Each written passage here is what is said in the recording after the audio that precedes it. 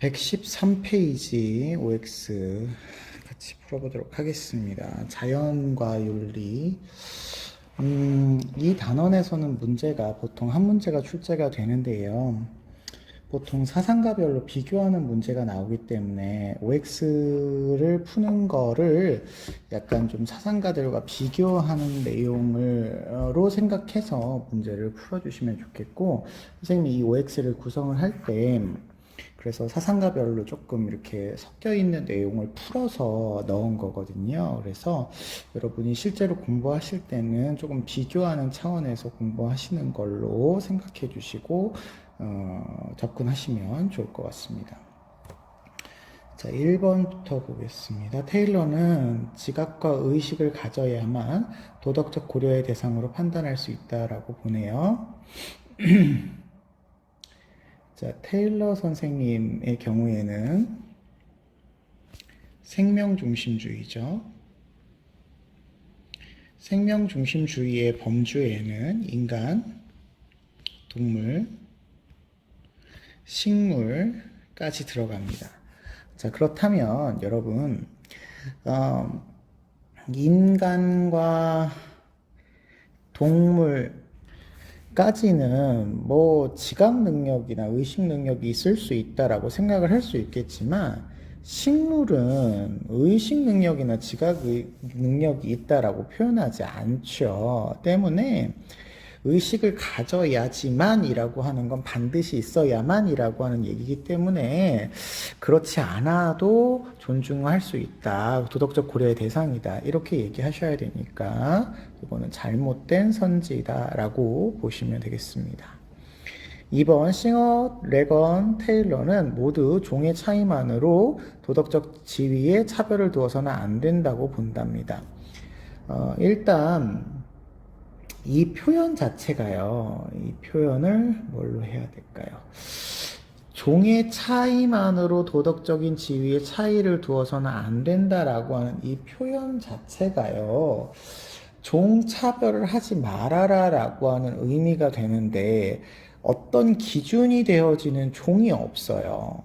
동물 종인지 식물 종인지 무생물 종인지에 대한 얘기가 안 나왔잖아요. 그러면 종차별을 반대한다라고 하는 입장은 인간 중심주의를 제외한 모든 아이들이, 모든 사상가들이 다 얘기할 말이라서 이런 표현들은 인간 중심주의를 제외한 모든 사람에게 맞는 표현이다. 이렇게 생각을 하시면 조금 편하게 문제를 풀 수 있을 것 같습니다.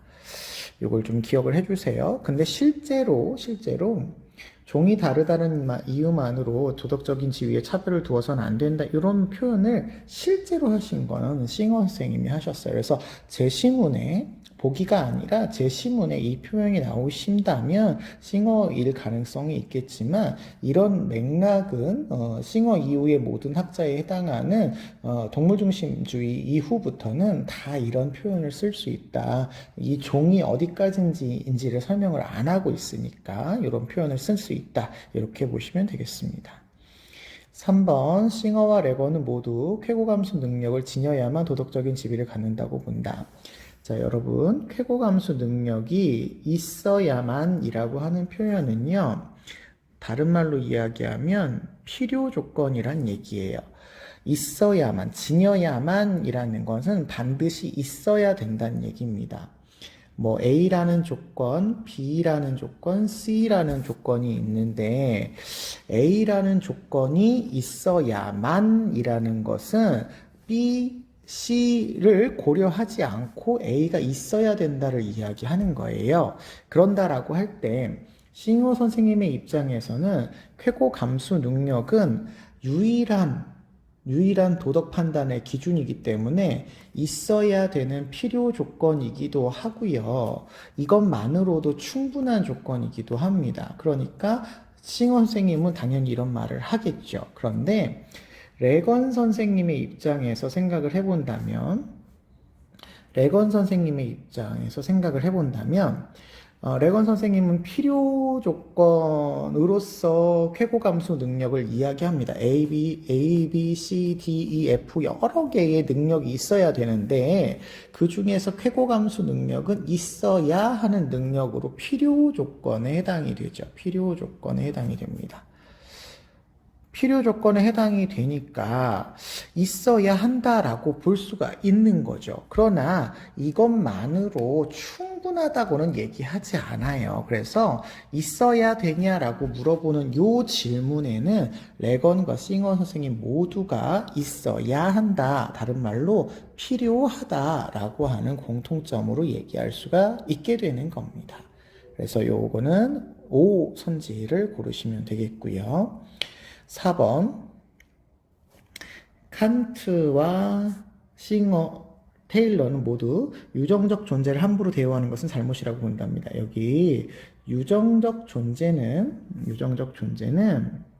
뭐 이게 논란이 있는 표현이기도 하지만 우리는 쉽게 그냥 쾌고감수 능력을 지닌 존재다.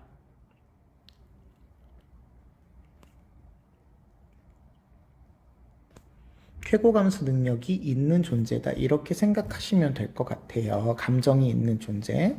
우리가 보통 감정이 있는 존재는 인간과 동물까지 감정이 있는 걸로 우리가 생각을 하면 되고요. 그렇다면 싱어 선생님의 입장에서는 모든 동물, 쾌고감수 능력을 지니고 있는 모든 동물을 함부로 대하면 안 되니까 잘못이다. 이렇게 얘기를 할 수 있겠습니다.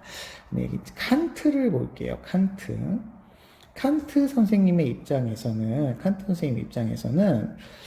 인간 이외의 존재에 대해서 내재적인 가치를 지니냐라고 물어본다면 그렇지 않다라고 이야기하지만 여기서 함부로 대우하는 것이라고 하는 것은 그냥 도구로서 대우하는 게 아니라 함부로 대우하는 것. 함부로 대우하는 것에 대해서 칸트 선생님은 인간 자신의 도덕성의 발달을 저해할 수 있으니까 감정을 지닌 존재나 자연의 아름다운 것들을 대할 때 함부로 대하지 말아야 한다라고 하는 간접 의무를 얘기하시죠. 그 자체로 어떤 내재적 가치를 지니기 때문이 아니라 인간을 위해서 함부로 하지 말아야 된다라는 간접 의무를 얘기하시니까 칸트 선생님도 이 말을 동의할 것 같습니다. 테일러 선생님을 보시면 테일러 선생님은 인간, 동물, 식물까지인데 인간과 동물에 해당하는 감정을 지니고 있는 존재를 함부로 대하면 되느냐? 식물까지도 함부로 대하지 말아라. 도덕적인 지위가 있다. 도덕적인 배려의 대상이다. 이렇게 얘기를 하니까 당연히 감정을 지닌 존재는 함부로 대하면 안 되는 존재로 인식을 해야 돼서 이 말도 세 사람 모두가 동의할 수 있는 표현이다라고 보시면 되시겠습니다. 자, 5번 보죠. 싱어는 평등의 원리에 따라 여기서 얘기하는 평등의 원리는 이익평등 고려의 원리를 줄여서 이렇게 표현하죠. 이익평등 고려의 원리를 줄여서 이렇게 표현하는 거라고 생각하시면 되고요. 인간과 모든 동물을 동일하게 대우해야 한다라고 본답니다. 여기 중요한 표시해야 되겠네요. 동일하게 대우해라. 동일하게 대우한다라는 말은 결과적으로 똑같이 대우한다라는 표현으로 싱어는 동일하게 대우한다라고 하는 것을 의미하지 않는다라고 설명을 합니다. 동등하게 고려해야 된다 이렇게 얘기를 하셔야 될 것 같습니다. 그래서 앞으로도 동일하게 대우한다라는 말이 나오시게 되면 싱어뿐만 아니라 다른 사상가들 인간 중심주의를 주장하는 다른 사상가들도 동일한 이런 표현을 잘 쓰지 않는다. 동등한 고려 이런 말을 들어가야 되니까 동일한 대우라는 말이 들어가는 것은 잘못된 표현이다라고 생각해 주시면 되시겠습니다. 6번이요. 테일러는 싱어와 레오폴드와는 다르게 인간이 생명체에 끼친 해악에 대해서 보상정의의 의무를 지닌다. 보상정의의 의무라는 거는 고유명사로 기억해 두셔야 됩니다.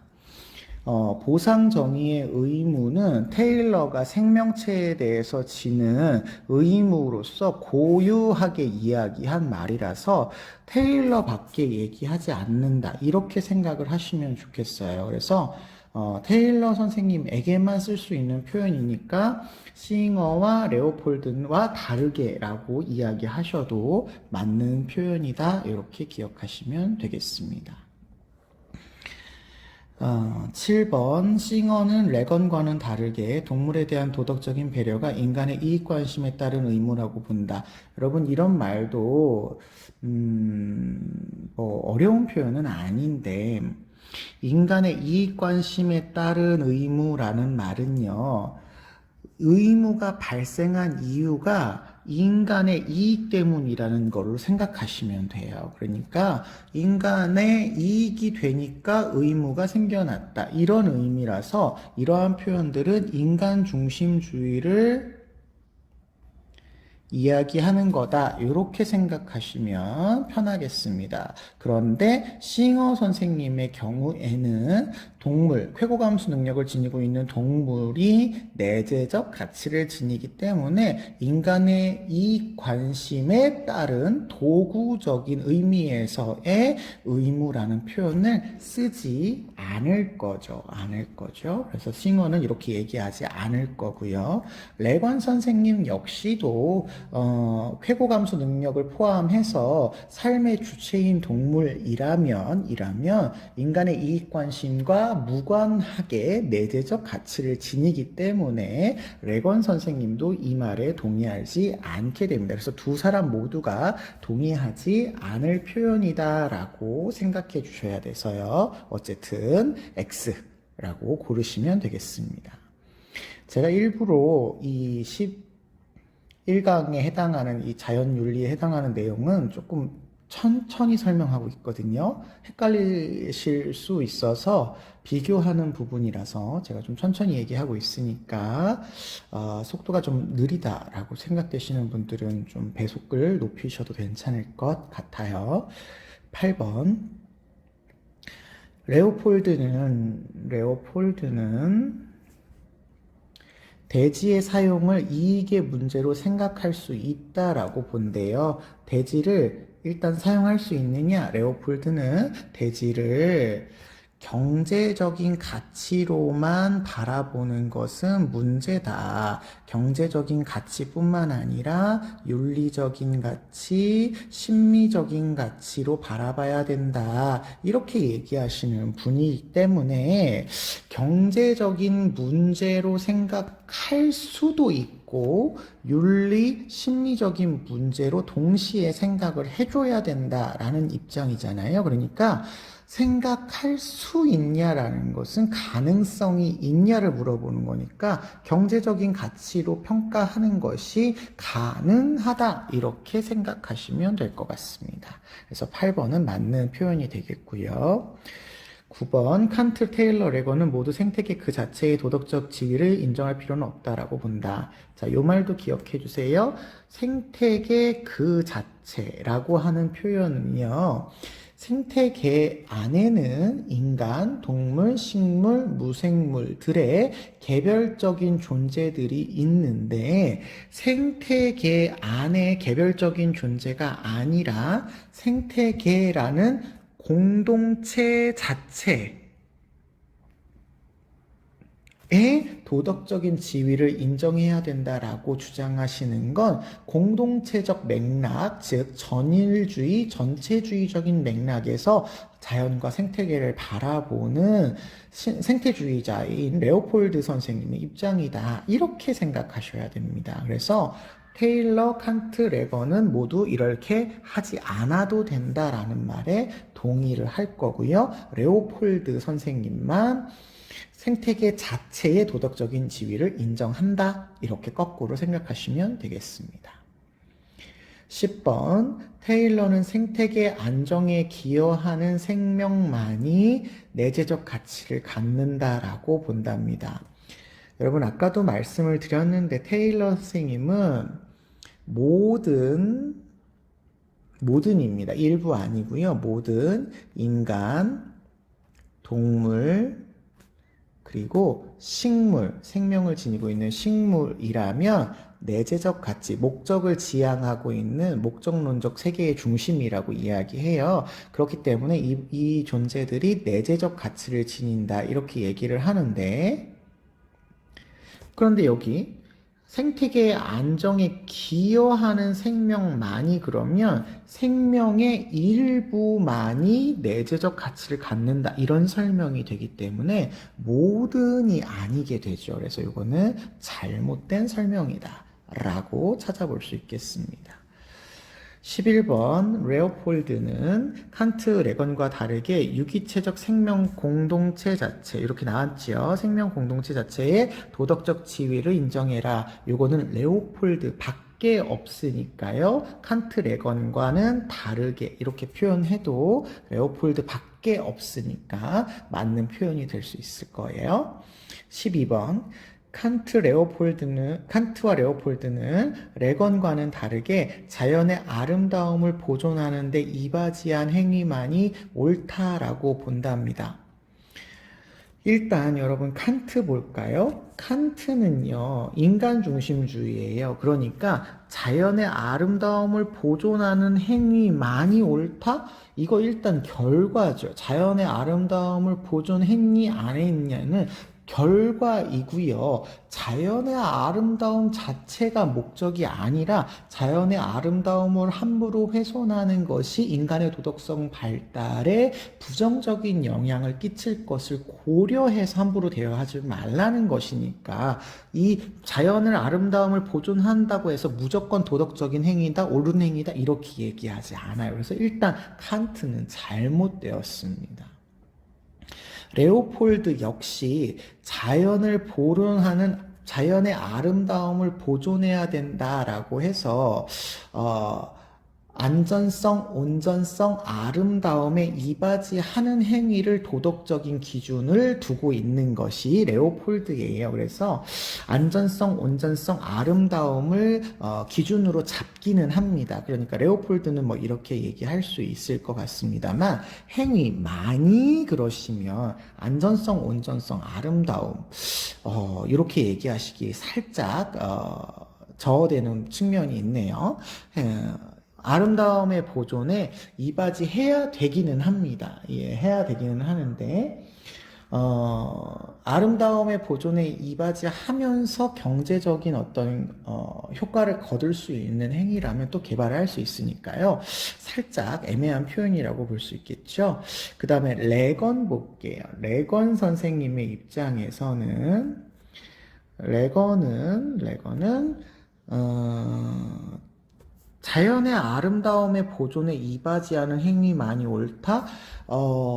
자연을 아름답게 보존해야 될 의무가 있는 게 인간밖에 없는데, 레건 선생님의 경우에는 일부 동물, 쾌고감수 능력, 인지, 지각, 뭐 인식, 욕구, 이런 것들을 가지고 있는 존재의 목적을 존중해 주는 행위를 옳은 행위라고 보기 때문에 자연의 아름다움을 보존하는 데 이바지하는 행위를 옳다라고 평가하지 않을 수도 있게 됩니다. 그래서 행위만이 그러면 레건의 입장에서도 옳지 않아서 이 세 사람 모두가 완벽하게 동의할 수 있는 그런 문장은 아니다라고 보시면 되겠습니다. 13번 레건과 레오폴드는 칸트와는 다르게 인간성을 해친다는 것이 동물학대가 그르다라는 주된 이유는 아니라고 본답니다. 자, 이거는 칸트를 먼저 봐야 되겠네요. 칸트 선생님의 입장에서 동물 학대가 그르다라고 하는 이유는 인간에 대한 존엄성, 즉 인간의 도덕성 발달에 부정적인 영향을 주기 때문이야 라고 하는 간접 의무를 이야기하기 때문에 칸트 선생님에 대한 설명은 맞아요. 그렇죠? 칸트 선생님에 대한 설명은 맞습니다. 그렇다면 레건과 레오폴드는 이게 주된 이유가 인간성을 해친다는 거에 있느냐? 레건 선생님은 일부 동물들, 쾌고감수 능력과 인지, 지각, 인식, 욕구 이런 것들을 가지고 있는 삶의 주체인 동물들은 인간성을 해친다는 이유가 아니라 그 자체로 내재적인 가치를 지니니까 이 칸트와 다르게 주된 이유가 아니다 이렇게 얘기를 하겠죠.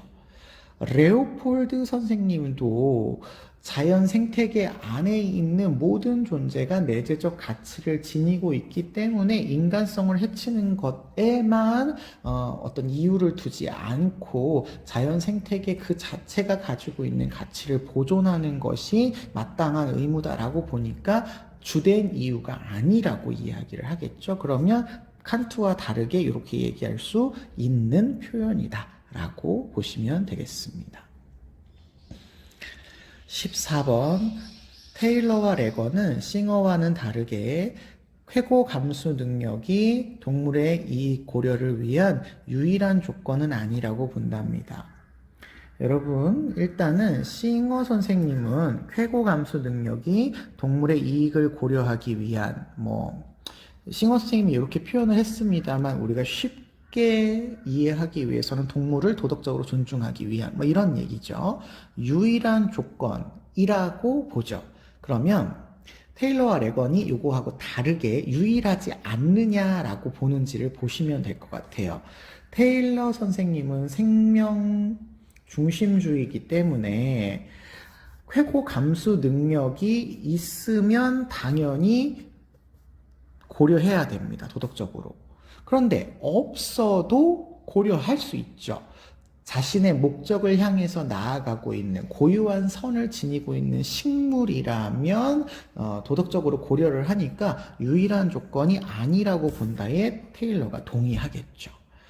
레건 선생님 입장에서 본다면 레건 선생님은 쾌고 감수 능력이 필요하기는 해요. 하지만 인지, 지각, 기억, 신뢰, 욕구 등등이 여러 가지가 필요하니까 유일한 조건이 아니라고 보겠죠. 그러면 레건도 아니라고 보니까 싱어와는 다르게 이렇게 얘기하는 거에 맞다라고 얘기할 수 있겠습니다. 비교를 좀 잘 해주세요. 15번 테일러와 싱어는 레건과는 다르게 모든 유기체가 지닌 목적을 존중하는 것이 인간의 의무다 이렇게 얘기한답니다. 자, 일단 레건을 먼저 봅시다. 레건 선생님은 모든 유기체가 여러분 모든 유기체 그러시면요 생명을 지닌 존재 이렇게 생각하시면 좋겠습니다. 즉 인간, 동물, 식물까지를 모든 유기체라고 본다라고 여러분 생윤회선 생각하시면 될 것 같아요. 그러면 레건은 일부 동물까지만 목적을 지닌 존재다 이렇게 얘기하니까 이미 레건에 해당되지 않아요. 해당되지 않습니다. 그래서 이거는 이미 틀린 답이 되고요. 테일러와 싱어는 어떻게 생각하느냐? 테일러는 동의할 수 있는 표현이죠. 테일러는 인간, 동물, 식물이 목적을 향해서 나아가고 있으니까 그 목적을 잘 존중해야 해 라는 게 인간의 마땅한 의무라고 봅니다. 물론 인간의 의무라고 해서 이 인간, 동물, 식물의 어떤 유기체가 지니고 있는 고유한 목적을 무조건 지켜줘야 된다는 건 아니고요. 보호해야 된다라는 의무가 있다라는 뜻으로 생각해 주시면 되겠습니다. 싱어 선생님은 역시 동물 중심주의 사상가잖아요. 쾌고감수 능력을 지니고 있는 동물까지만 존중을 하고 있습니다. 내재적 가치를 지녔다라고. 그러니까 모든 유기체가라는 말을 쓰지 않을 거예요. 그래서 이거는 어쨌거나 레건과 다르게 이렇게 얘기하지 않겠다. 레건이 이렇게 얘기하지 않는다. 이렇게 얘기하실 수 있겠습니다. 16번 보실게요. 레건과 싱어는 테일러와는 다르게 고등 능력을 가진 동물이 내재적 가치를 지닌 존재라고 본다. 여기 고등 능력을 가진 동물, 여기 기억해 주세요. 동물 중에서 고등 능력을 가졌다라고 하는 표현은요, 여러분. 레건 선생님이 이야기하는 쾌고감수 능력 플러스 인지 능력, 지각 능력, 기억 뭐 이런 등등등의 능력을 모두 가지고 있는 존재들을 이야기합니다. 그래서 여기서의 동물은 레건 선생님이 이야기하는 동물이니까 레건 선생님 입장에서는 이렇게 얘기할 수 있겠습니다. 그래서 레건은 맞아요. 싱어는요. 쾌고 감수 능력이 유일한 기준이잖아요. 고등 능력 안에는 쾌고 감수 능력이 들어가니까 당연히 내재적 가치를 지녔다라고 이야기할 수 있겠습니다. 테일러 선생님은요. 인간, 동물, 모든 인간, 모든 동물, 그리고 모든 식물까지 내재적 가치를 지녔으니까요. 고등 능력을 가진 동물은 내재적 가치를 지닌 존재라고 봐야 되겠죠. 그래서 다르게가 틀렸습니다. 다르게가 잘못된 설명이다. 이렇게 보시면 되겠습니다. 만약에 이걸 이제 고등 능력을 가진 동물만 내재적 가치를 지닌다 그러면 테일러와 다르게가 성립을 하겠죠. 자, 17번 보겠습니다. 테일러, 레건, 싱어는 모두 도덕적 행위 능력이 없는 존재. 자, 요 말도 좀 기억해 주세요. 도덕적 행위 능력이 없는 존재 뒤집어서 도덕적 행위 능력이 있는 존재는요. 모든 사상가가 인간이라고 봅니다. 제가 이걸 필기할 공간이 없어가지고 잠시만요. 네, 좀 필기가 필요할 것 같아서요. 모든 사상가는요.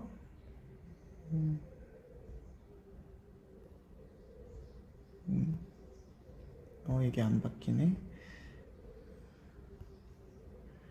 예, 모든 사상가는 도덕적인 행위 능력을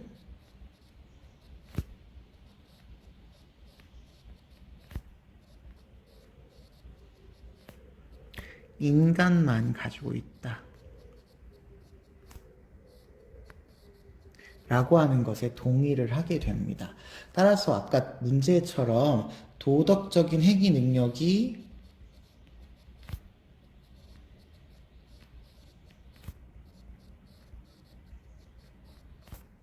없는 존재다. 이렇게 얘기를 하신다면 이거는 인간 이외의 모든 존재를 이야기한다. 이렇게 생각하시면 됩니다.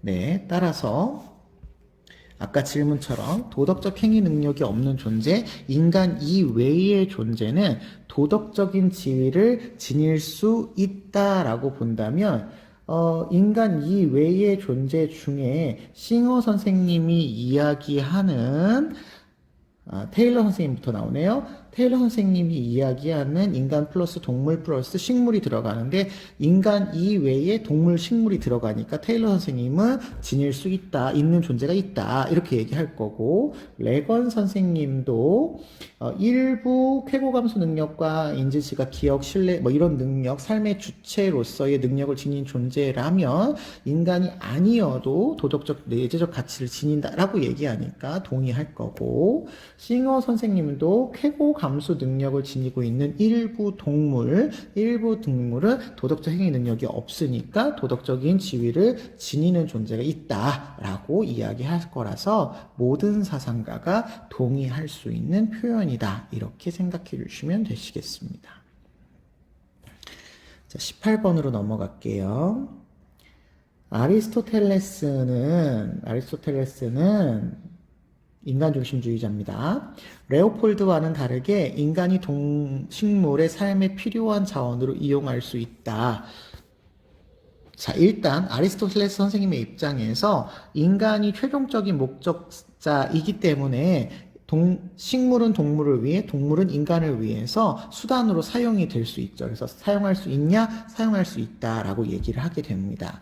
레오폴드 선생님은요, 인간, 동물, 식물, 무생물까지 모두 내재적 가치를 지니나 이런 내재적 가치를 지닌 존재들 개체를 중시하는 게 아니라 생태계 전체의 안전성, 온전성, 아름다움의 유지를 위해서는 개별 생명체나 개별 존재를 수단으로 이용하는 것에 동의를 해서 아까 위에서 얘기한 것처럼 생태계를 경제적 가치뿐만 아니라 윤리적, 심리적 가치도 고려해서 대우해야 된다라고 이야기하니 경제적인 어떤 가치로서 이용할 수 있다라고 얘기를 하게 됩니다. 그래서 이 말은 다르게라고 하는 표현이 잘못된 설명이라서 X라고 고르시면 되겠습니다. 19번 레오폴드는 싱어와 다르게 유정적 존재, 다시 나왔네요. 유정적 존재는 우리 쾌고감수 능력을 지닌 존재라고 생각하면 된다고 했어요. 의 특징에 따라 배려의 방법은 달라질 수 있다라고 본답니다. 일단 배려를 어떻게 하느냐라고 하는 거는 그 배려자가 어떠냐에 따라서 이렇게 다르게 할 수 있는 거잖아요. 그러니까 싱어는 도덕적으로 존중해야 되는 쾌고감수 능력을 지닌 존재에게 동일한 대우를 하는 게 아니니까 다르게 배려를 해줘야 되는 거예요. 고려를 해줘야 되는 거예요. 그래서 달라질 수 있어요. 싱어는. 그런데 레오폴드 선생님도 생태계 안에 있는 인간, 동물, 식물, 무생물을 경제적 가치와 심리적 가치, 윤리적 가치를 모두 고려해서 대우할 수 있기 때문에 상황에 따라서 경제적 가치로 대우할 수도 있고 그렇지 않을 수도 있어서 여기서는 역시 다르게라고 하는 표현에서 잘못된 설명으로 여러분이 인식해 주시면 될 수 있을 것 같습니다. 절대주의가 아니라는 얘기죠. 20번 레오폴드는 대지의 온전함을 위해서 인간이 져야 될 의무가 존재한다라고 보고 있네요. 자, 이 말도 기억해 주세요.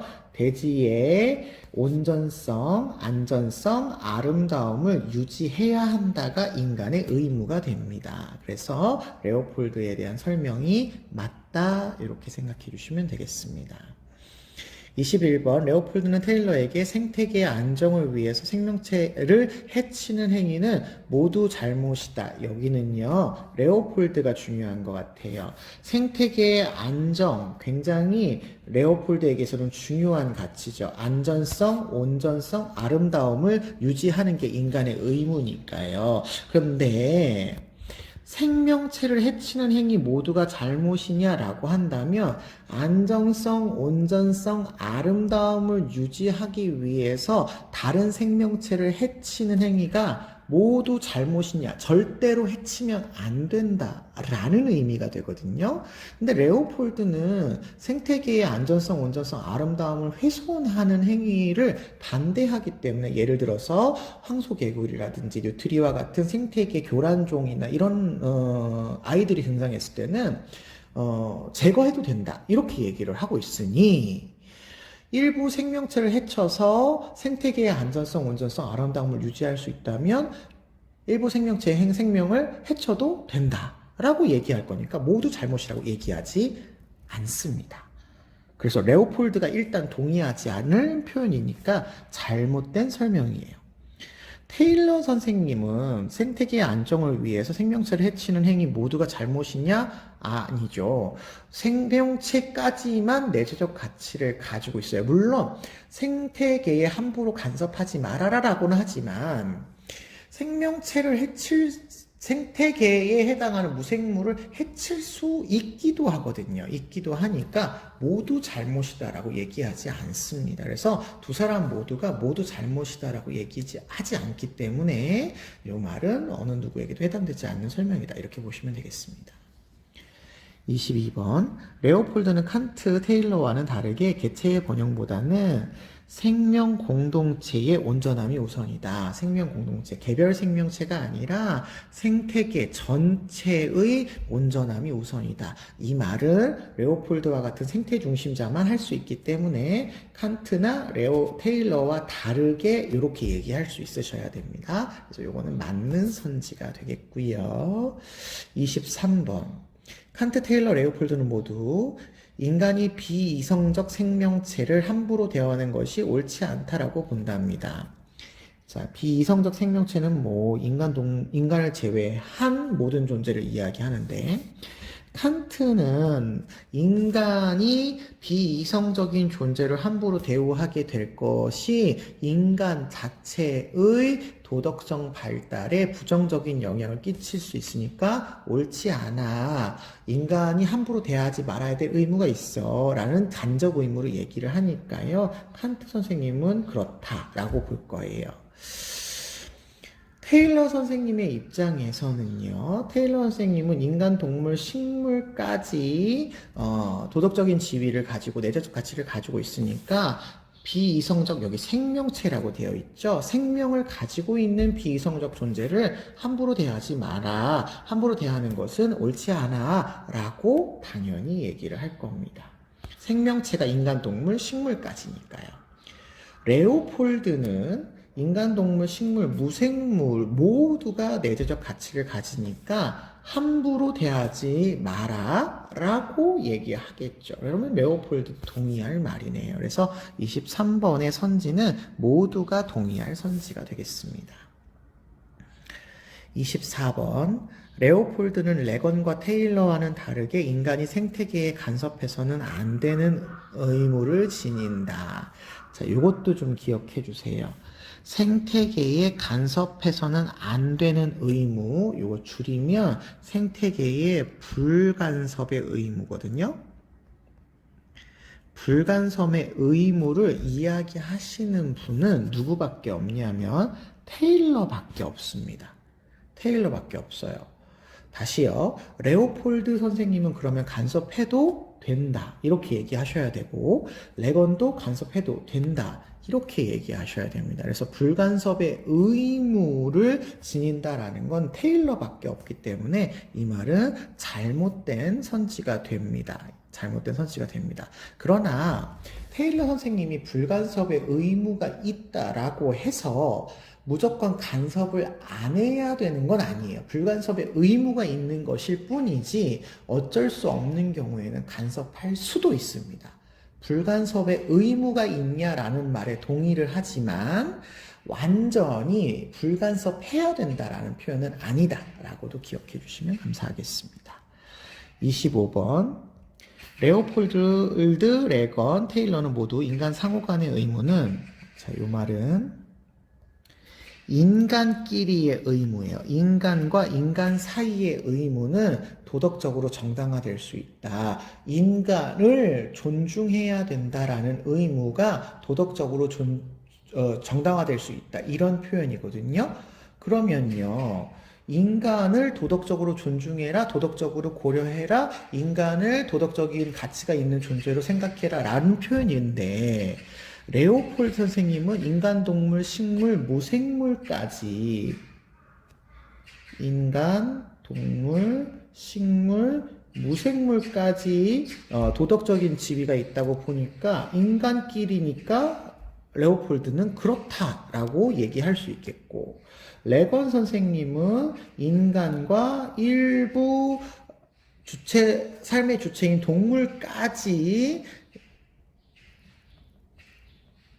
도덕적인 지위를 있으니까 인간은 도덕적인 지위가 있는 거라고 보시면 되겠죠. 의무가 있다고 보시면 되겠죠. 테일러 역시 인간, 동물, 식물까지니까요. 인간끼리는 당연히 도덕적인 어떤 행위가 필요하다라고 이야기할 거라 이 말도 모든 사상가가 동의할 수 있는 표현이다. 이렇게 생각하시면 되겠습니다. 26번 생태중심주의 레오폴드 선생님 같은 거죠. 아퀴나스와는 다르게 아퀴나스 선생님은 인간중심주의 사상가입니다. 다르게 생태계 그 자체로 여기 그 자체 나오네요. 그 자체라는 말은 전체를 의미한다. 공동체 전체를 의미한다. 꼭 기억해 주세요. 도덕적인 지위를 지닌다. 그렇죠. 이 말은 레오폴드와 같은 생태중심주의자만 할 수 있는 표현이니까요. 아퀴나스와 다르게 이렇게 얘기할 수 있겠습니다. 27번 아퀴나스는 테일러와는 다르게 동물은 이성적 존재의 목적을 위해서 존재한다라고 본답니다. 아퀴나스 선생님은 인간중심주의자인데요. 신이 인간을 위해서 자연을 만들었기 때문에 인간을 위해서 이성적 존재자죠. 인간을 위해서 동물을 수단으로 이용하는 것이 목적을 위해서 수단을 이용하는 것이 아무런 문제가 없어요. 그래서 아퀴나 선생님은 동의할 수 있는 표현입니다. 그러나 테일러 선생님의 경우에는 동물이 됐던 인간이 됐던 식물이 됐던 그 자체로 내재적 가치를 지니고 있기 때문에 목적을 위한 수단으로 대우하면 안 되겠죠. 그래서 테일러와는 다르게라고 하는 표현을 쓰셔도 테일러 색깔이 파란색이었었죠. 네, 미안합니다. 테일러와는 다르게라고 이야기를 하셔도 이게 맞는 표현이 될 수가 있겠죠. 자, 그 다음에 28번. 테일러는 레건을 향해서 개체에 대한 도덕적인 존중은 개체입니다. 여기 이 개체가 누군지는 설명이 안 나왔어요. 인간인지 동물인지 식물인지는 안 나왔어요. 근데 개체에 대해서 도덕적인 존중을 해야 된다는 건 내재적 가치에 근거를 한다. 이렇게 얘기를 하고 있습니다. 그렇다는 얘기는 내재적 가치를 지닌 존재라면 도덕적으로 존중해야 될 개체다. 이렇게 보고 있는 거예요. 그러면 레건 선생님의 입장을 봅시다. 레건 선생님은 삶의 주체인 동물은 내재적 가치를 갖죠. 그럼 내재적 가치를 지닌 존재는 도덕적으로 존중해야 할 개체죠. 여기가 동물인지 뭔지는 몰라요. 그렇지만 어쨌든 개체입니다. 내재적 가치를 가졌어요. 그러면 존중해야 하겠죠. 그러니까 누군가가 간과하고 있다라는 비판을 할 수가 없게 되는 거죠. 둘 다 이런 표현을 쓰고 있기 때문에. 그래서 이거는 X선지가 되겠습니다. 29번 테일러는 생태계를 통제하려는 시도를 하지 말아야 된다. 자, 요 말이 아까 우리 위에서 나왔었던 불간섭의 의무라고 보시면 되겠습니다. 생태계에 대한 불간섭의 의무를 유일하게 테일러 선생님이 하고 있으십니다. 이거 기억해 두시면 감사하겠어요. 30번 테일러는 싱어와 레건을 향해서 인간이 생명체를 해를 끼쳤을 경우 이에 대한 보상적 정의의 의무를 지닌다라는 것을 간과하고 있어 라고 비판한답니다. 보상적 정의의 의무라는 말 자체도 테일러만 한다 그랬죠. 그러니까 나머지 사람들은 다 간과해 라고 얘기해도 맞는 표현이 되겠죠. 그래서 이거는 맞는 선지가 되겠습니다. 31번으로 넘어가겠습니다. 레건은 테일러와 싱어를 향해서 유정적 존재라도, 자, 유정적 존재는 아까 말씀드린 대로 쾌고, 감수, 능력을 지니고 있는 존재를 이야기합니다. 유정적 존재라도 도덕적 지위를 갖지 못할 수 있어 라고 레건 선생님의 입장을 살펴보죠. 레건 선생님은 필기하는 내용으로 볼게요. 자, 레건 선생님의 입장은요.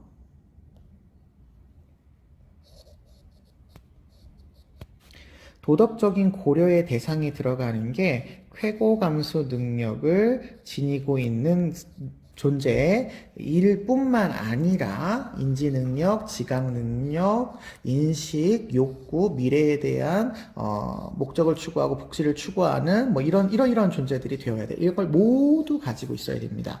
그런 존재여야지만 어떤 내재적 가치를 지니고 있는 목적적 존재가 됩니다. 그런데 지금 문제는 유정적 존재라고만 되어 있어요. 그러니까 뭐만 고려한 거냐면 쾌고 감수 능력이 있는 존재만을 고려한 겁니다. 쾌고 감수 능력이 있는 존재들 중에 쾌고 감수 능력 안에 인지 능력, 지각 능력, 욕구 이런 게 다 있어야지만 레건 선생님에게 있어서는 도덕적인 지위가 부여가 됩니다. 그러니까 쾌고 감수 능력이 있는 존재라도 인지 능력, 지각 능력, 기억력 이런 게 없으면 도덕적 지위가 없을 수도 있잖아요. 그러니까 이 말은 레건이 할 수 있는 표현입니다.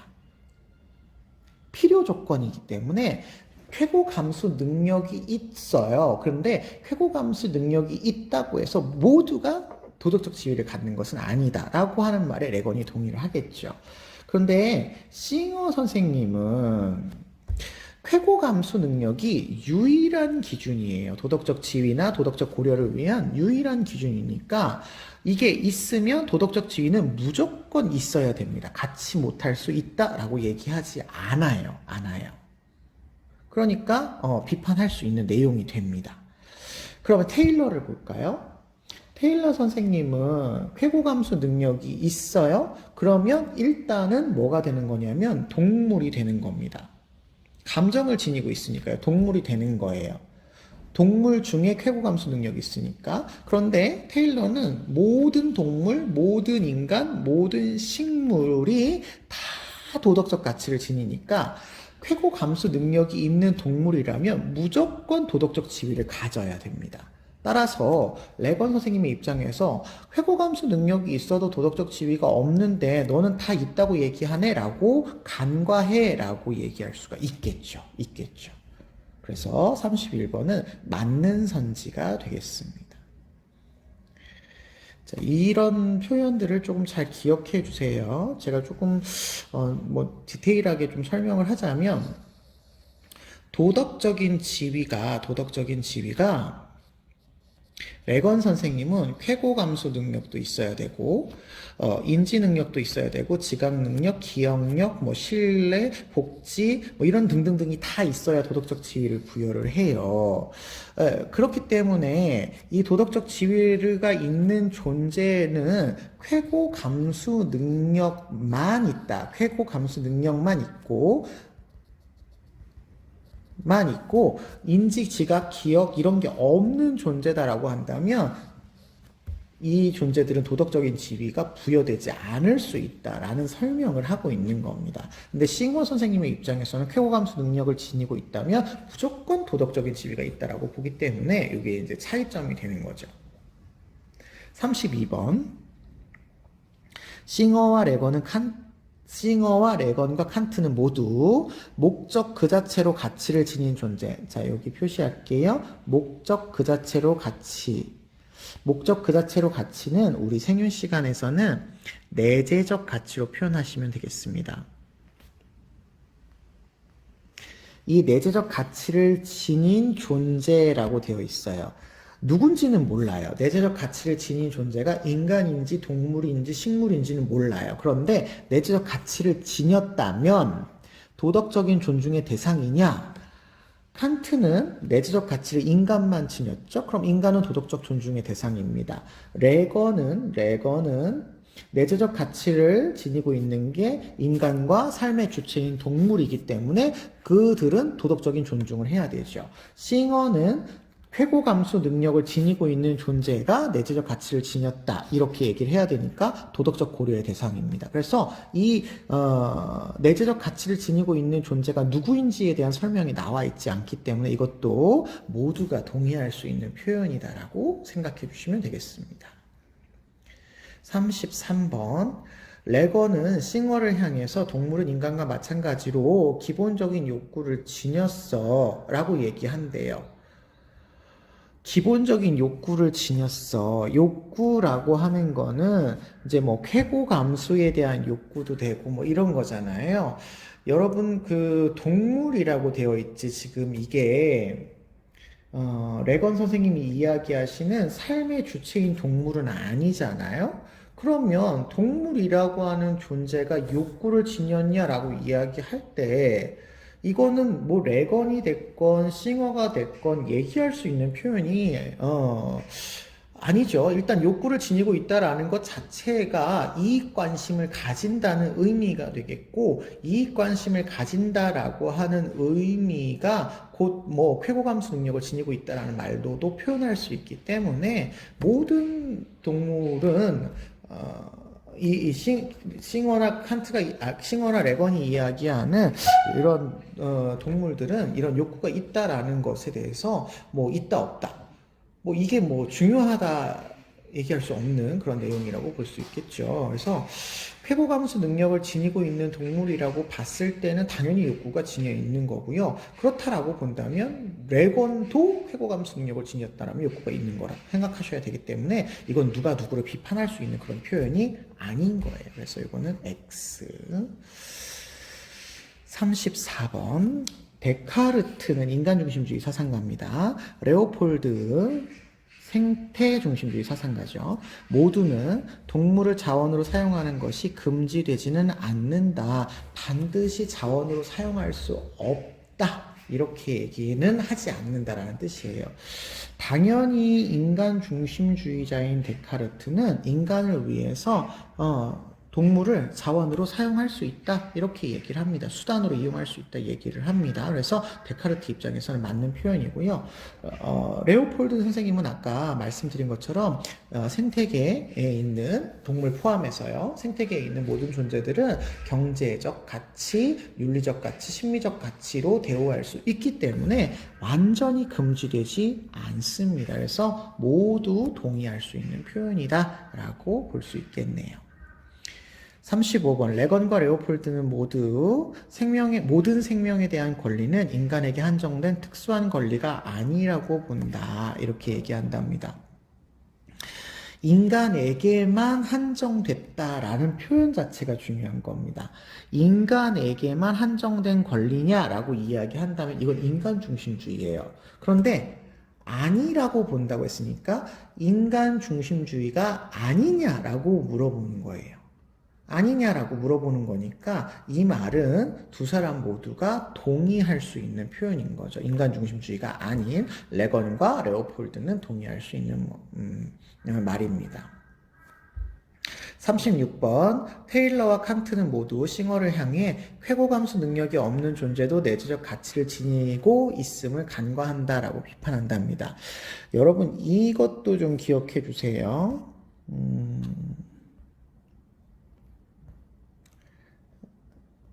자, 봅시다. 쾌고감수 능력을 가지고 있잖아요. 그러면 일단 이 존재는 동물입니다. 아이고, 동물입니다. 이해되시죠? 그래서 쾌고감수 능력을 기준으로 했을 때 싱어 선생님의 경우에는 싱어 선생님의 경우에는 쾌고감수 능력이 유일한 도덕적인 내재적 가치를 지니고 있다고 판단할 수 있는 도덕적인 그 판단의 기준이 되기 때문에 당연히 쾌고감수 능력이 없는 존재는 내재적 가치를 지니고 있지 않아 이렇게 얘기를 할 수 있게 됩니다. 그래서 그 싱어를 향해서 비판하는 내용이 들어갈 수 있게 되는데 테일러하고 칸트를 보시면요. 여러분 일단 칸트 선생님은 인간 중심주의자잖아요. 그러면 인간은 일단은 크게 보면 동물이라고 하는 종 안에 들어와 있는 게 인간이에요. 그러면 인간은 당연히 감정, 쾌고감수 능력이라고 하는 것을 가지고 있는 존재인 겁니다. 동물이니까요.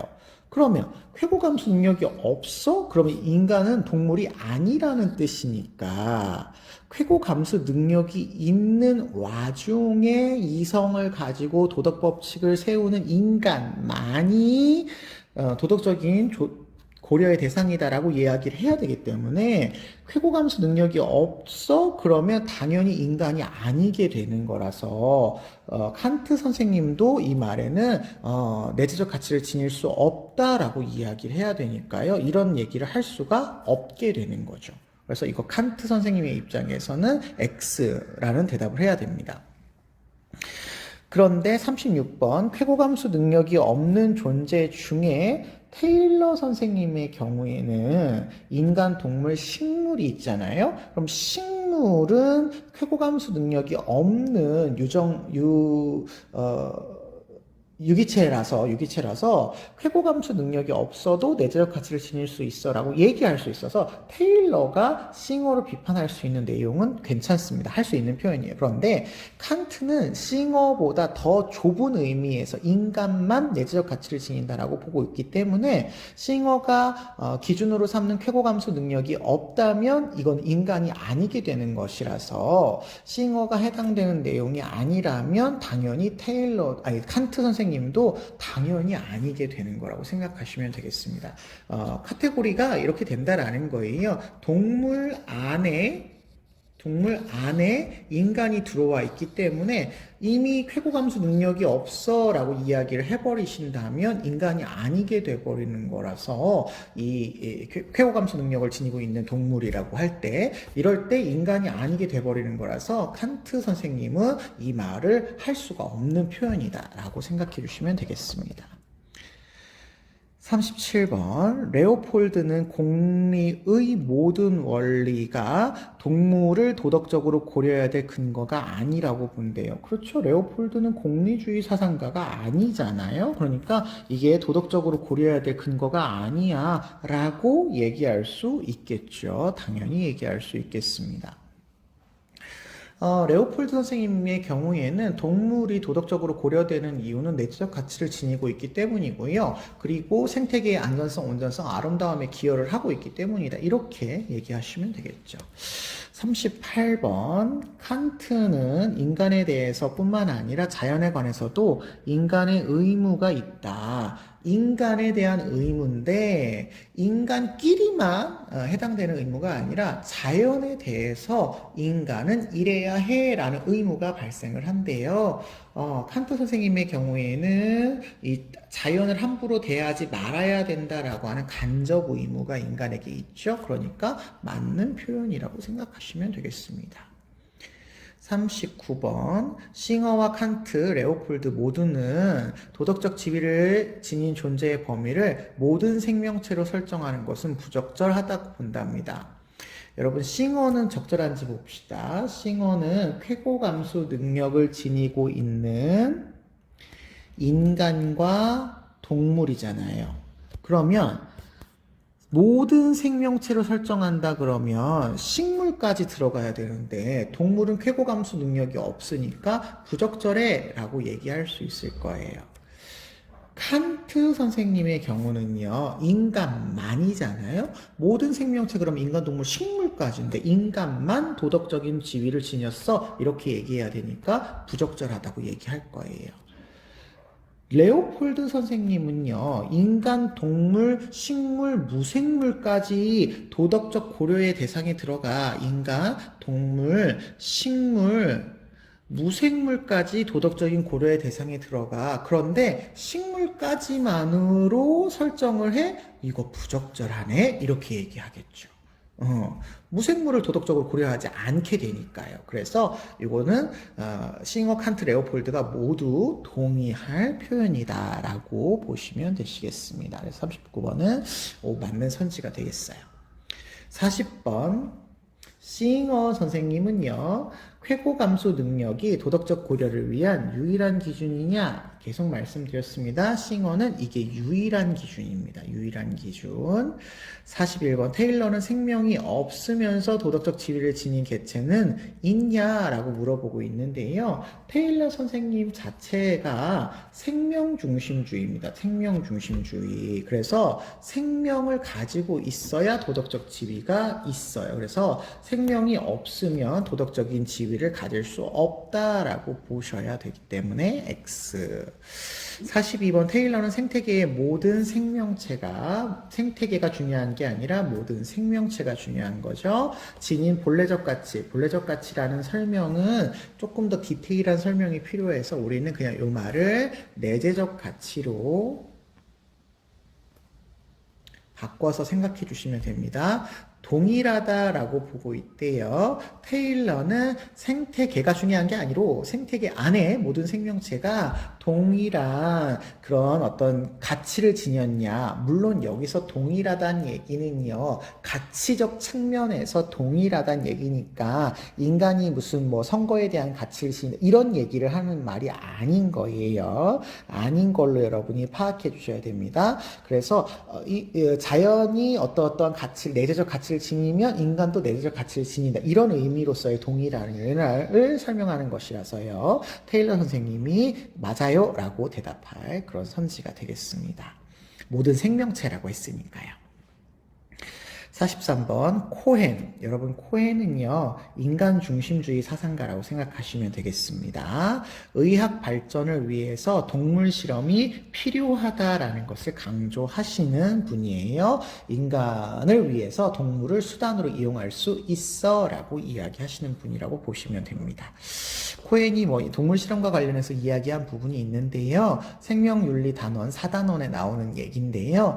복잡한 설명이 있기는 합니다만 여러분이 그냥 인간 중심주의적인 측면으로 알아두시고 동물 실험을 해서 인간의 이익을 위해서 써야 된다라는 것으로 인지해 주시면 훨씬 편하게 이해할 수 있겠습니다.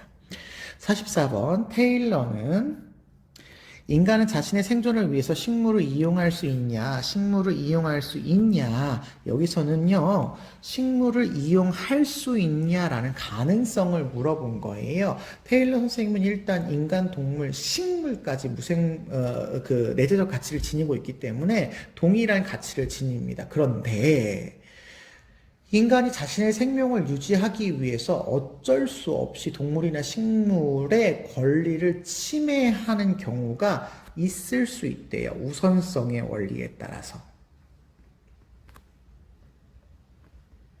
우선성의 원리에 따라서 어쩔 수 없이 동물이나 식물이 가지는 권리를 침해하는 경우가 있을 수 있답니다. 그런 경우에 윤리적인 어떤 책임감을 느끼고 반성하는 자세가 필요하기는 하지만 동등한 권리를 가지고 있는 그런 다른 존재에 대해서 우선성의 원리를 지닐 수 있는 부분이 있을 수는 있다라고 보고 있어서 이거 맞는 선지다라고 보시면 되겠습니다. 45번 레건과 테일러는 모두 모든 동물은 여기 중요한 표현은 모든 동물이라는 게 중요한 표현이 되시겠네요. 모든 동물은 도덕적으로 무능력해도 여러분 요 말 기억해 주세요. 도덕적으로 무능력해도 라는 말은 도덕적인 행위 능력이 없어도 라는 뜻입니다. 도덕적인 행위 능력은 아까 인간만 가진다고 했었죠. 근데 도덕적인 행위 능력이 없어도 라고 이야기를 하는 거예요. 근데 지금 전제가 모든 동물이라고 되어 있습니다. 모든 동물은 도덕적인 행위 능력이 없어요. 이 말은 다 동의할 말이죠. 모든 존재가 인간만 도덕적 행위 능력을 가지고 있다라고 이야기하기 때문에 모든 학자들이 다 동의할 말이에요. 그런데 내재적 가치를 지닌다 이렇게 얘기를 하고 있습니다. 자 그러면 일단 테일러 선생님의 입장에서는요. 테일러 선생님은 파란색으로 표시해야 되죠. 테일러 선생님의 입장에서는요, 인간, 동물, 식물까지가 내재적 가치를 지니니까요, 도덕적인 무능력이 중요한 기준이 아니잖아요. 식물까지는 무조건이라고 보시면 돼요. 왜냐하면 테일러 선생님은 식물까지 자신의 고유한 목적을 향해서 나아가는 목적론적 삶의 중심이라고 보고 있으니까 식물까지 내재적 가치를 지녀요. 도덕적으로 능력이 있건 없건 상관없이 이게 기준이 아닌 거죠. 그래서 내재적 가치 지닌다는 말에 동의합니다. 그런데 레건 선생님은요. 레건 선생님은 쾌고 감수 능력을 지니고 있으면서도 동시에 인지 능력, 지각 능력, 뭐 욕구, 뭐 기억, 신뢰, 목지 뭐 이런 것들을 추구할 수 있는 삶의 주체인 동물만 내재적 가치를 지닌다라고 이야기를 하니까 모든이라는 말에 동의할 수 없어요. 그래서 모두가 얘기할 수 있는 표현은 아니다라고 보시면 되겠습니다. 46번 레건은 인간이 동물 종에 대한 직접 의무를 실천해야 된다. 여러분 직접 의무라는 말은 사실은 칸트가 쓰시는 말인데요. 의무를 직접적인 대상으로서 삼는다라는 뜻이에요. 그러니까 그 자체로 어떤 도덕적인 배려를 받을 만한 가치를 지닌다라는 뜻으로 이런 표현이 나오시면 내재적 가치를 지니고 있는 존재다라는 말로 보시면 될 것 같아요.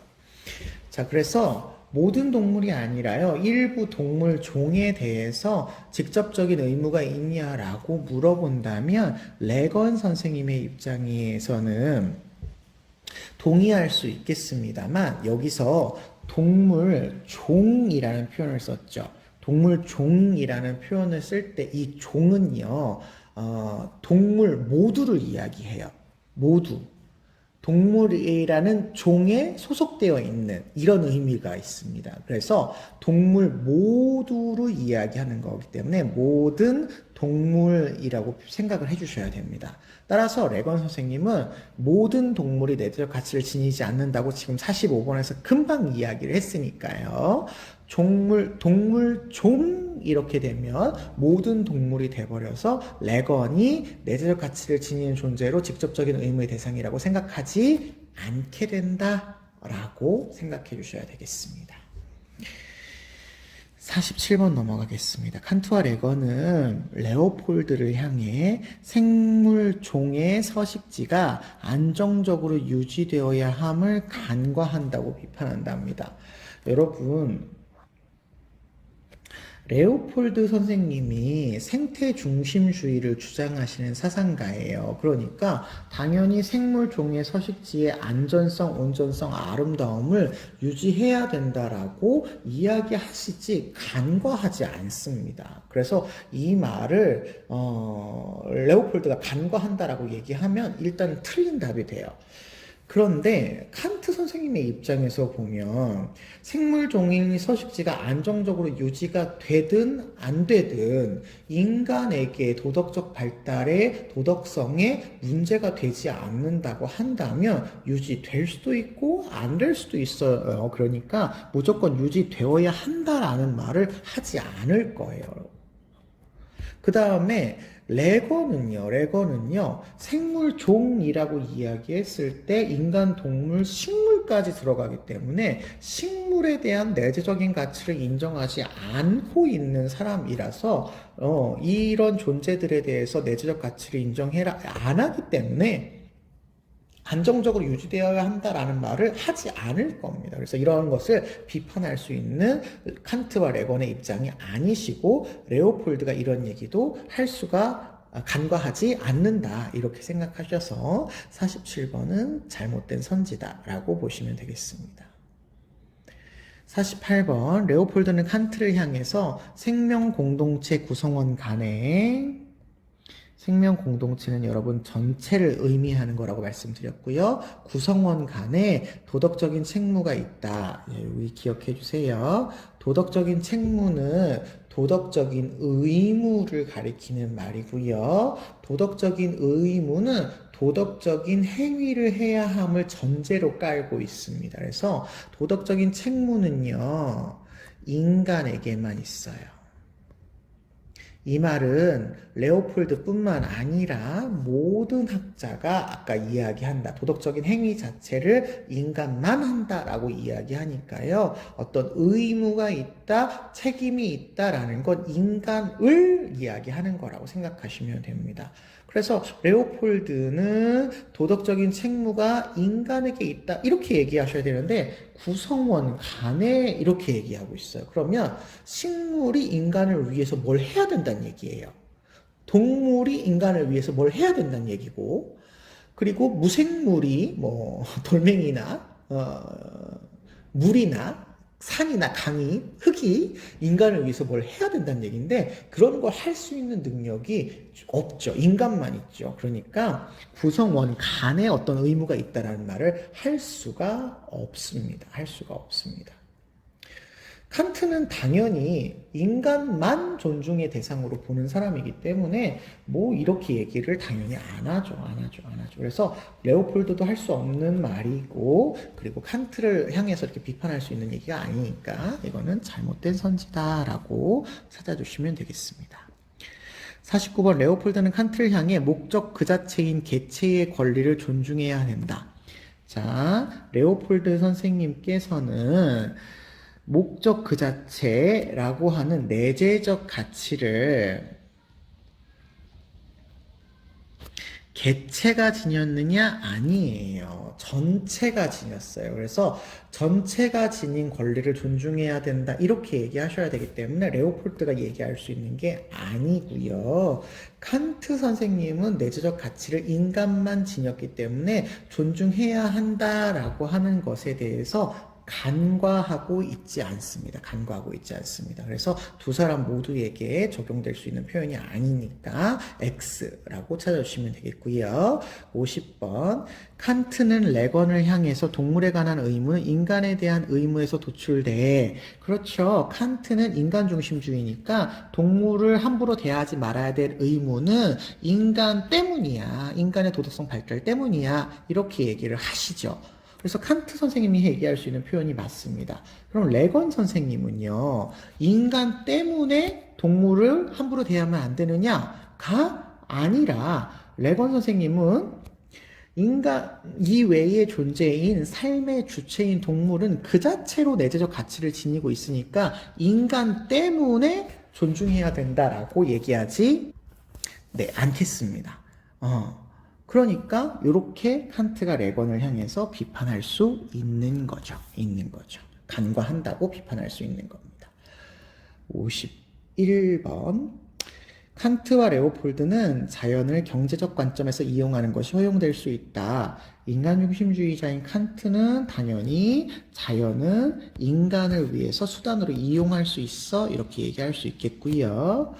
생태중심주의자인 레오폴드 선생님도 생태계 안에 있는 존재들은 경제적인 가치, 윤리적인 가치, 심리적인 가치를 지닌다라고 이야기하니까 이용할 수 있어 라고 둘 다 얘기할 수 있겠습니다. 그래서 51번은 맞는 답이 되겠고요. 52번이요. 레오폴드는 고통을 느끼는 모든 존재, 동물이죠. 존속할 권리를 갖는 것은 아니다. 여러분, 요거는, 그냥 뭐 기억해 두셔야 될 포인트 같은데요. 이게 작년에 9월 문제에 나오고 수능 와선에 나왔는데, 그 생태계에 있는 모든 존재는 존속할 권리를 지닌다라고 하는 게 레오폴드의 입장이에요. 그래서 이 52번의 답은 X다라고 여러분들이 기억해 주시면 될 것 같습니다. 이거는 뭐 존속할 권리를 지닌다라고 표현을 했기 때문에 그러니까 생태계의 안전성, 온전성에 해당하는 거라고 생각하시면 되겠어요. 53번 보시죠. 53번 칸트와 싱어, 레오폴드는 모두 동물에게 해를 끼친 행위가 정당화되는 경우가 있다. 칸트의 경우에는 동물을 인간을 위해서 사용할 수 있으니까 당연히 해를 끼쳐도 정당화가 되죠. 레오폴드를 먼저 볼게요. 레오폴드 선생님의 입장에서도 자연 자체가 그 안에 있는 인간, 동물, 식물, 무생물이 경제적 가치, 윤리적 가치, 심리적 가치를 모두 가지고 있기 때문에 생태계의 안전성, 원전성, 아름다움을 위해서 동물에게 해를 끼쳐도 정당화 되는 경우가 있습니다. 그래서 칸트와 레오폴드 모두가 이렇게 얘기를 하는데 여러분 이거를 좀 기억해 두시면 좋겠는 게 싱어입니다. 싱어 선생님에게 있어서도요, 동물에게 해를 끼치는 행위가 정당화되는 경우가 있을 수 있습니다.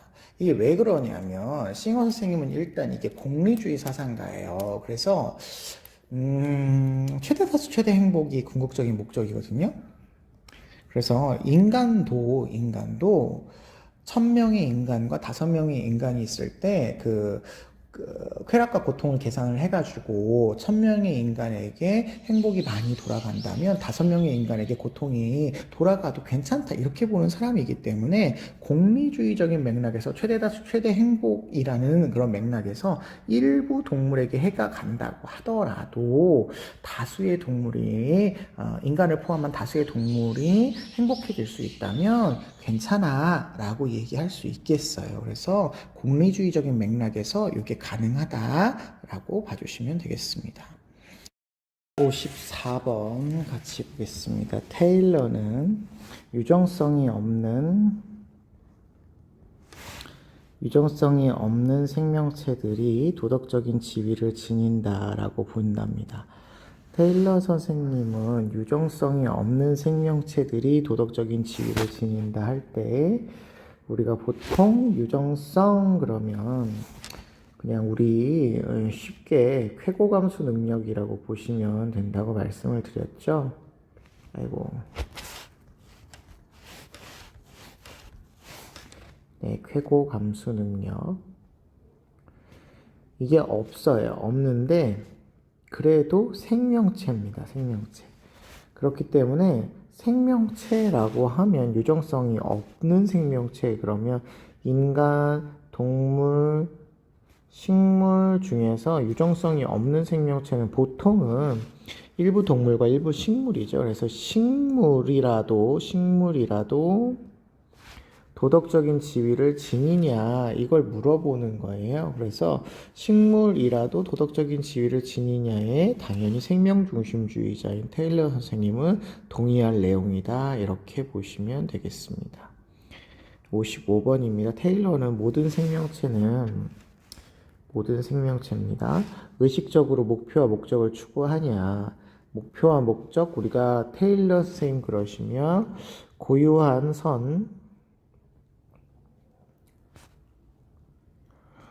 목적론적 삶의 중심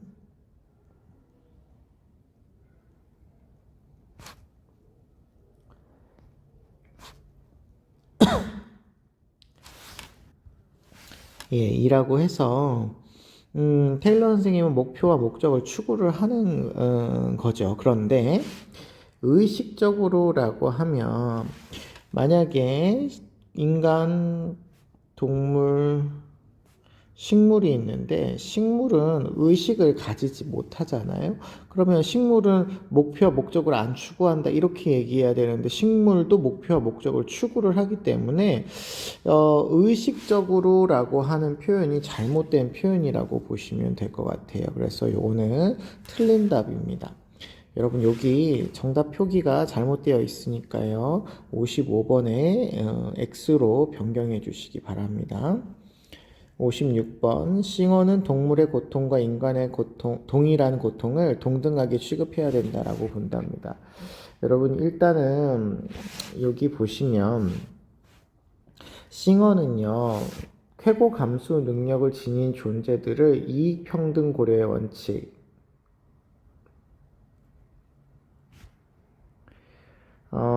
이익을 평등하게 고려하라는 거예요. 그러니까 동등하게 고려한다라고 하는 말이 맞는 말이거든요. 그런데 여기 동물의 고통과 인간의 고통을 동일한 고통이라면 이라는 뜻이에요. 그러니까 이거를 동일하게 대우하라는 게 아니라 동일한 고통이라면 인간의 고통과 동물의 고통이 동일하다면 동등하게 취급해야 된다 그러면 당연히 싱어 선생님의 입장에서는 동등하게 돼야 된다고 보겠죠. 왜냐하면 평등하게 고려해야 되니까요.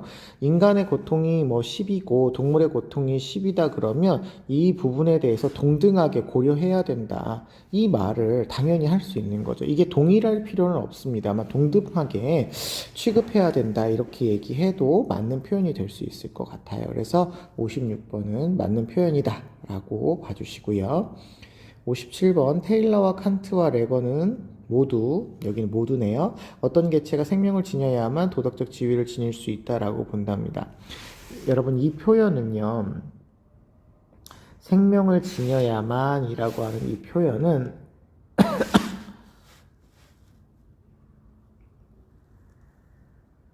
표현은 생명이라고 하는 게 도덕적인 지위를 위한 필요한 조건이냐, 필요하냐라고 물어보는 거예요. 그러면 이 말은 필요가 없으면 틀린 거고 필요하면 맞는 거거든요. 테일러는 생명중심주의입니다. 테일러는 생명중심주의 사상이니까 당연히 인간, 동물, 식물까지에 있는 해당하는 생명체가 도덕적 지위를 지니죠. 그럼 생명이라고 하는 건 필요한 조건이니까 맞는 거라고 보시면 되겠습니다. 칸트 선생님의 경우는 인간만이잖아요. 인간만. 그러면 인간은 생명이라는 걸 지니고 있다라고 본다면 생명을 지니는 게 필요한 조건이다. 이렇게 얘기할 수 있겠습니다. 레건 선생님의 입장에서는